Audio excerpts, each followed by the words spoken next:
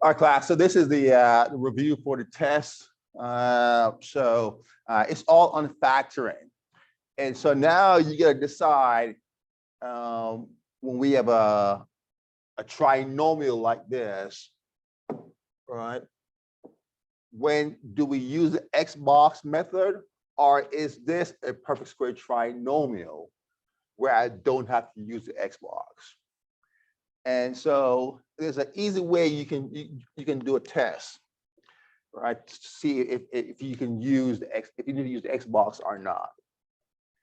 And so a perfect square trinomial is of the form.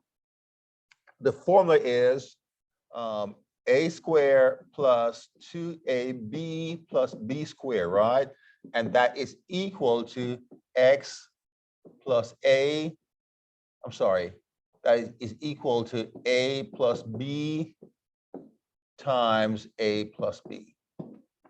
All right. Or if it's a minus sign, right, it's going to be a squared minus 2ab plus b squared is equal to a minus b times a minus b. So now I have this polynomial here, x squared minus 6x plus 9. Do I use X box or not? Well, let's see. The first term is a perfect square, the last term is a perfect square. So if I take the square root of x squared and 9, I get x and I get 3. So this is a tricky part now. This is my A and that's my B. Okay. The x squared is my A squared and the 9 is my B squared. Okay. So let's do this now. This is a minus, right? I'm gonna see if I multiply A times B times 2, am I gonna get negative 6x or get the 6x? Let's see. So 2 times AB. 2, my A is x, my B is 3. 2 times 3 times x gives me 6x. 6x right there. Okay. Therefore, I don't have to use the X box to solve this. I can use the perfect square trinomial. This was put in there before you all learned, before we taught the perfect square trinomial. So that's why the X box is there. All right, so let's go ahead and erase this now and go back now. So since I've done my test, and I realized, hey, this is a perfect square trinomial. So all I gotta do now is, all right, we know this is x, we know this is 3. So all I'm gonna do now is put my parentheses, x and 3, x and 3. Well, this is a minus sign, right? A minus sign goes right there. And so to simplify this further now, we can write this as x minus 3 squared. Okay, so the answer is x minus 3 squared. So I don't have to use the X box method on that. Okay. Now, let's look at this one now. On number 2, well, this is not a perfect square, so I have to use the X box method. All right, this is not a perfect square. So therefore, I got to use the X box method on this one. Okay. So my first term is x squared. My last term is 24. And find these two terms. So remember, this is my A, B, and C. My A is 1 right here. Just remember that. And so the top part is A times C. The bottom is B. Well, B is what? B is 11, right? And A times C is 1 times 24 is 24. So let me erase this now, get more space. So what two numbers, when I multiply them, gives me 24, but when I add them, gives me 11. And that's going to be 3 and 8. All right, 3 and 8. So this becomes 3 and 8. So therefore, over here, I'm going to have 3x and 8x.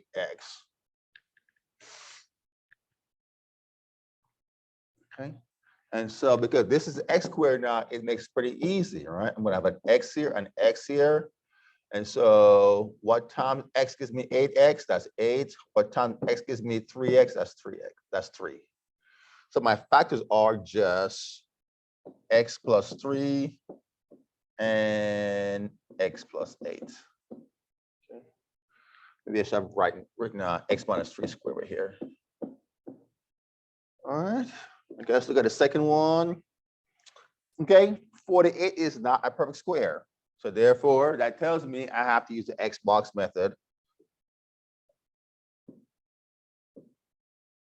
Okay.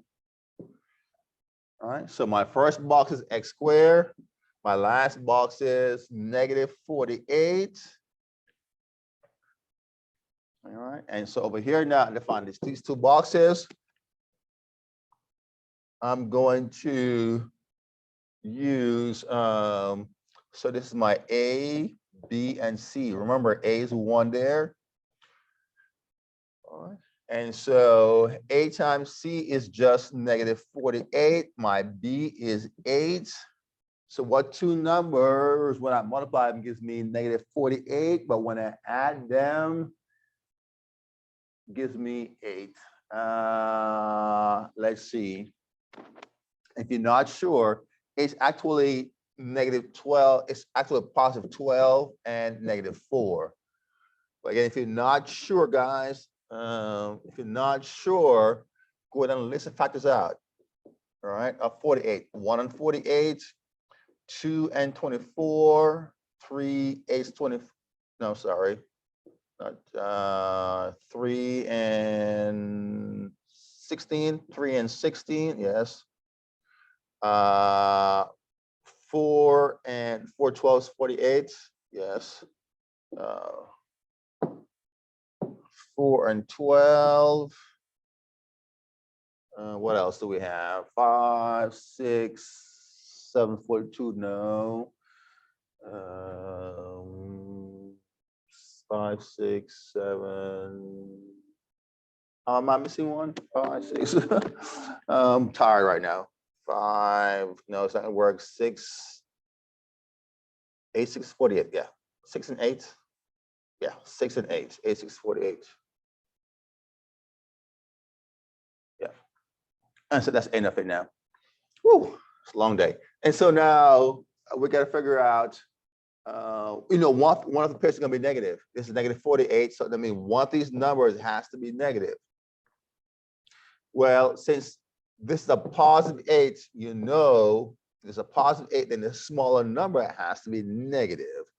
And so you just got to figure out which one is going to be negative. And it's just going to be negative 4. You made that negative, and you add those two, you get a positive 8. All right?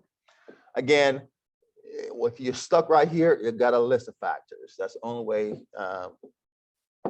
It's very simple doing it this way. It makes it, you can see clearly when you do that way. All right, so we're gonna have 12x.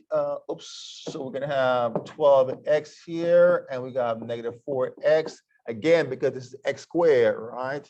Because it's x squared, you know it's gonna be x, that's gonna be x. It's gonna be negative 4, and it's gonna be 12. So my factors are x minus 4 and x plus 12. All right. Okay, let's see. And the next one is x squared minus 1x minus 30. Again, 30 is not a perfect square, therefore I'm going to use the x box method. Draw a line. And so x squared goes there, negative 30 goes there. And so this is my, remember, A times C on top, B is at the bottom. This is my A is 1, B, and C. A times C is negative 30. My B is negative 1. So what two numbers, when I multiply them, gives me negative 30, but when I add them, gives me negative 6. Go ahead and pause video, and you can try to figure it out and come back. All right. If you come back, that should be negative 6 and 5. So this becomes negative 6x. That becomes 5x. Again, because the x squared, this part is pretty easy. It's x times x. This is 5 right here, and this is -6 right there. And so my factors are x plus 5 times x minus 6. All right. In this part of the video now, a is not 1 anymore. A is a number greater than 1, or a number other than 1, could be -2. All right. So again, this is not a perfect square. That's not a perfect square. So we got to use the x box method. And so the first box gets 3x squared. This is 6. And so remember now, this is going to be my A, that's my B, and that's my C. And so I need to find these two. So I go over here. It's A times C, that's B. A times C now is 3 times 6, which is 18. My B is 11. So what two numbers, when I add them, gives me 11, but when I multiply them, gives me 18. And that is 9 and 2. So that becomes 9x here, 2x there. All right, so now let's figure out, now this is the tricky part now. We got to find out what term goes here. Okay, let's find the GCF.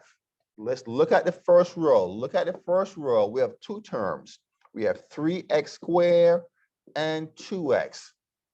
I want to find the GCF of these two terms. Well, we'll find the GCF. Let's look at the coefficient first. We have 3 and 2. What is the highest common factor that can go to 3 and 2? Highest number without a remainder, it's just 1. And then for x squared and x, the GCF is just x. All right, so we pick the one with the lowest exponent, x1. And so 1x1 is just x. So therefore, x goes here. If this is x, then this has to be 3x, because x times 3x gives me 3x squared. Okay. Now, we have a 2x here. What times x gives me 2x? That's 2. What times 3 gives me 9? All right, that is 3. So my factors now are 3x plus 2 times x plus 3. All right. Okay, let's try this one here. Again, we're gonna have to use the x box because 6 and this is not a perfect square. That's not a perfect square. And so if I draw my x box now, here we go. Draw my x box. Okay. First term is 5x squared. The last term is -6. And so we got to find these two. This is my A times C. That's my B. My A is 5. My B is 13. C is -6. A times C is 5 times -6 is -30. And this is 13. My B is 13. So what two numbers, when I multiply them, gives me -30, but when I add them, gives me a positive 13.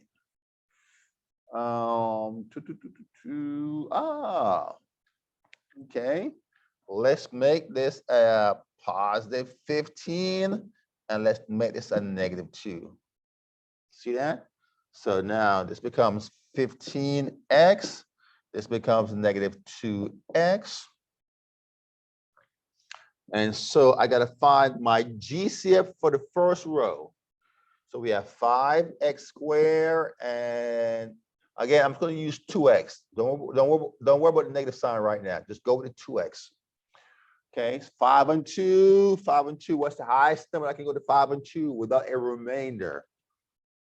Think about it. It's just 1, right? So that's 1. And then we have x squared and x1. Again, we pick the variable with the lowest exponent. That's just x1 or x.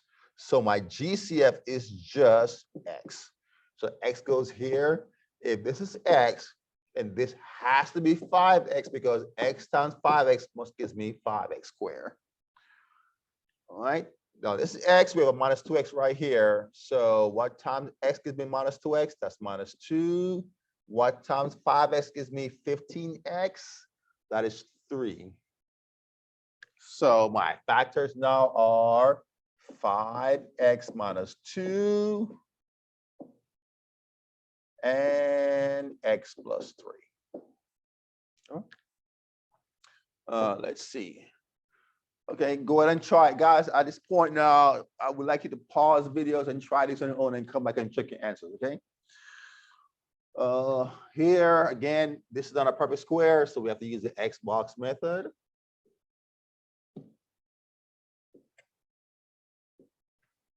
Okay, so my first term is here. My last term is 15. And so I need to find these two. Again, this is my A, that's my B, and that's my C. All right. The top is A times C. The bottom is B. A times C is 4 times 15 is 60. And then we have a negative 23 for the B. Okay, what two numbers when I multiply gives me 60, but when I add them gives me negative 23. And that is negative 20 and negative 3. So this becomes negative 20x, and this becomes 3x. In fact, I'm going to flip this around so we can, it doesn't matter. I'm just going to, let's make this negative 3x and make this negative 20x. Okay. So now I'm going to find a GCF of the first row. What goes right here, all right? So we have 4x squared. Again, ignore the minus sign, just go 20x. So we have 4 and 20. 4 and 20 for the coefficient. What is the highest common factor that can go into 4 and 20? Think about it. Highest common factor is 4. So that's going to be 4. And then we have the x squared and x. Right, the GCF for x squared and x is just x. So my GCF is 4x, so 4x goes there. If this is 4x, and then this has to be x because 4x times x gives me x squared. And then what goes here? All right, this is a 4 and it's a negative 20. So then it has to be what times 4 gives me negative 20? It's negative 5. All right. If you're not sure, guys, how to do this part, just divide negative 20 by 4. And that gives you negative 5. All right. So this is another way of doing it. And then I have an x here and a negative 3x. What times x gives me negative 3x? Minus 3. All right, so my factors now are x minus 5 and 4x minus 3. All right, good. All righty. Good. All right, let's move on. Let's see what's next. Okay, now we're going into the special polynomials. X squared minus 9. You notice these are both, this is the difference of two perfect squares. So we have x squared and 49. So we're going to take the square root of x squared of 49. This is x. This is 7. And so now we're not going to use the x box here, guys. Okay. So this is going to give me, right, x and 7, and then we'll put a minus and a plus sign right there. Okay, remember the formula is a squared minus b squared is equal to a minus b times a plus b. Oops, come on. A plus b. All right. So if you recognize a squared is a s squared, x squared, b squared is a 49. A is your x and b is your 7. All right. On this one, let's see. This is a trinomial.